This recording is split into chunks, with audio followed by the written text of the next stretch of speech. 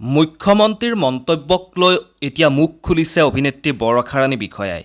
হয়, মুখ্যমন্ত্ৰী হিমন্ত বিশ্ব শৰ্মা ডাঙৰীয়াই যি ইউটিউবাৰসকলৰ ওপৰত যি তেওঁলোকৰ একাউণ্টসমূহ পৰীক্ষা কৰা হ'ব বুলি ইতিমধ্যে জনাইছিল, বানাক্ৰান্তক সহায় কৰা প্ৰত্যেকজন ইউটিউবাৰৰ একাউণ্টবোৰ পৰীক্ষা কৰা হ'ব বুলি যি মতামত জনাইছিল, তাৰ পিছতে এক ব্যাপক চৰ্চাৰ আৰম্ভ হৈছিল। আৰু এতিয়া বৰষা ৰাণী বিষয়া, মোহময় অভিনেত্ৰী বৰষা ৰাণী বিষয়া তেওঁ এইটো বিষয়লৈ মন্তব্য আগবঢ়াইছে, যি মন্তব্য শুনি আপোনালোক সকলোৱে আচৰিত হৈ পৰিব। আচলতে বৰষা ৰাণী বিষয়াই কি কৈছে, যিহেতু তেওঁ যোৰহাটত আছে, যোৰহাটৰ বিশেষ তেওঁ শ্বুটিঙৰ কামত ব্যস্ত হৈ থকাৰ সেই সময়খিনিতে সাংবাদিকে তেওঁক যেতিয়া সুধিছিল আচলতে ইউটিউবাৰসকলৰ ওপৰত চৰকাৰে যেতিয়া নজৰ দিয়াৰ কথা কৈছে, চৰকাৰে তেওঁলোকৰ একাউণ্টসমূহ পৰীক্ষা কৰিম বুলি হিমন্ত বিশ্ব শৰ্মা ডাঙৰীয়াই যি মন্তব্য ইতিমধ্যে আগবঢ়াইছে, বৰষা ৰাণী বিষয়াই কি ক'ব? তাৰপিছতে বৰষা ৰাণী বিষয়াই ঘৰলৈ আহি নিশাৰ ভাগত তেওঁ সামাজিক মাধ্যমত লাইভত আহি কিছু কথা জনাইছে, যিখিনি কথাই কিন্তু বৰ্তমান সময়ত আমি সকলোৱে গুৰুত্ব দিয়াটো অতিকে বেছি প্ৰয়োজন। যিহেতু বানাক্ৰান্তক সেই সময়খিনিত আপোনালোকে সকলোৱে দেখিছে, ভাৰতবৰ্ষৰ বিভিন্ন প্ৰান্তৰ পৰা কণ্টেণ্ট ক্ৰিয়েটৰসকল আহিছিল, কণ্টেণ্ট ক্ৰিয়েটৰসকলে আহি বানাক্ৰান্তৰ ৰাইজৰ কাষত থিয় হৈ তেওঁলোকৰ ওচৰত সহায়ৰ হাত আগবঢ়ালে। গতিকে এতিয়া হিমন্ত বিশ্ব শৰ্মাই জনাইছে যে হয়তো বহু ইউটিউবাৰ এনেকুৱা আছে, যিসকল ইউটিউবাৰে বানাক্ৰান্তক সহায় কৰিম বুলি তেওঁলোকে ৰাইজৰ পৰা টকা সংগ্ৰহ কৰি সেই টকাসমূহ তেওঁলোকে নিজে আত্মসাৎ কৰিছে। সকলো সময় গগৈ নহয়, এনেধৰণৰ মন্তব্য আগবঢ়াইছিল হিমন্ত বিশ্ব শৰ্মা ডাঙৰীয়া। আৰু তাৰ পিছতেই যিহেতু চৰ্চা আৰম্ভ হৈছিল আৰু হিমন্ত বিশ্ব শৰ্মা ডাঙৰীয়াৰ যি মন্তব্য, সেই মন্তব্যৰ পিছতে বিশেষ চৰ্চা লাভ কৰিছিল। আৰু বৰষা ৰাণী বিষয়াই যিখিনি মন্তব্য আগবঢ়াইছে কালিৰ নিশাৰ ভাগত কণ্টেণ্ট ক্ৰিয়েটৰসকলৰ একাউণ্টসমূহ পৰীক্ষা কৰাক লৈ, সেই মন্তব্য আপোনালোকক মই কিছু সময় পিছতে শুনাম। আপোনালোকে সেই মন্তব্য শুনি আপোনালোকে বৰষা ৰাণী বিষয়াৰ মূল কথাখিনি ভালকৈ বুজিব পাৰিব। যিহেতু যেতিয়া উজনি অসমৰ বানৰ বিভীষিকা ৰূপ হৈছিল, সেই 19 তাৰিখে যি বানৰ বিভীষিকা ৰূপ লৈছিল, আৰু তাৰ পিছতেই সমগ্ৰ অসমবাসীয়ে তেওঁলোকে সহায় সহযোগ কৰিছিল। কণ্টেণ্ট ক্ৰিয়েটৰসকলে ৰাইজৰ পৰা সহায় সহযোগ লৈ সেই বানপীড়িত লোকসকলক সাহায্য দিবৰ কাৰণে, তেওঁলোকক সহায় কৰিবৰ কাৰণে তেওঁলোকৰ উঠি পৰি লাগিছিল। কেৱল অসম বুলিয়ে নহয়, ভাৰতবৰ্ষৰ বিভিন্ন প্ৰান্তৰ পৰা কণ্টেণ্ট ক্ৰিয়েটৰসকল আহি এইদৰে বানপীড়িত লোকসকলক সহায় সহযোগ কৰা দেখিবলৈ পোৱা গৈছিল। কিন্তু তাৰ পিছতে দেখিবলৈ পোৱা গ'ল হিমন্ত বিশ্ব শৰ্মাৰ যি মন্তব্য, সেই মন্তব্য কিছু চৰ্চা লাভ কৰিলে কণ্টেণ্ট ক্ৰিয়েটৰসকলৰ একাউণ্ট যেতিয়া পৰীক্ষা কৰিম বুলি কৈছিল।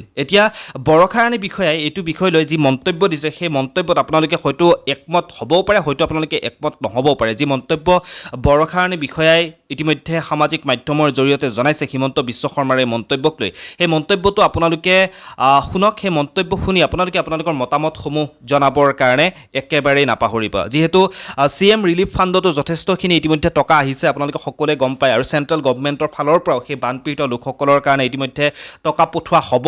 সেয়া লাহে লাহে আপোনালোকে খা খবৰবোৰ পাব। আৰু CM ৰিলিফ ফাণ্ডত সকলোৱে, সেয়া শিল্পীসকলে হওক বা বহু গণ্যমান্য ব্যক্তিসকলে CM ৰিলিফ ফাণ্ডত ইতিমধ্যে বানপীড়িত লোকসকলৰ সহায়ৰ নামত যথেষ্টখিনি টকা আগবঢ়োৱা কথা আপোনালোক সকলোৱে হয়তো গম পাইছে। আৰু সেই টকাবোৰ কেনেকৈ ক'ত কি খৰচ কৰিব, কি হ'ব, বানপীড়িত লোকসকলৰ ওচৰলৈ সেই টকাসমূহ যাবনে নাই, সকলোবোৰ কথা বৰষা ৰাণী বিষয়ে যিধৰণে কৈছে, মন্তব্যটো আপোনালোকে শুনি মতামতসমূহ জনাবলৈ নাপাহৰিব।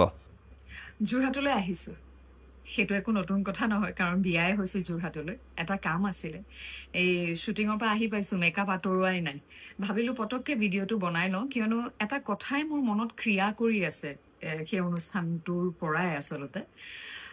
তাতে মোক এটা প্ৰশ্ন কৰিছিলে মিডিয়াৰ তৰফৰ পৰা, যে এতিয়া যে আমাৰ মুখ্যমন্ত্ৰী ডাঙৰীয়াই ইউটিউবাৰ্ছ হওক, ইনফ্লুৱেঞ্চাৰ্ছ হওক, যিসকলে বান সাহায্যৰ অনুদান তেওঁলোকে গ্ৰহণ কৰিছে নিজৰ একাউণ্টত, আৰু মানে সকলোতো ওলাই আহিব নোৱাৰে, গতিকে তেওঁলোকৰ জৰিয়তে যিসকলে সহায় আগবঢ়াইছে আমাৰ বানাক্ৰান্ত দুৰ্ভগীয়া লোকসকললৈ, সেইবিলাকৰ হেনো নিৰীক্ষণ হ'ব চৰকাৰী তৰফৰ পৰা। মই কি কওঁ,